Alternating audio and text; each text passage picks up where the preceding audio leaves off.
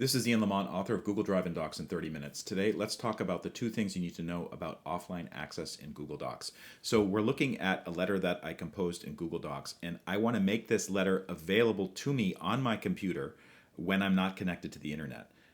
And it's possible to do that using a feature called offline access. So the two things you need to know, first of all, to make this feature work, you have to be using either Google Chrome or Microsoft Edge. That's required. It will not work in Firefox or Safari if you're accessing Google Docs that way. The next thing you need to know about this is it only works for native Google Docs files. So what I'm going to do is I'm going to click File. I'm going to click under File. There's a link that says Make Available Offline. I'm going to click that.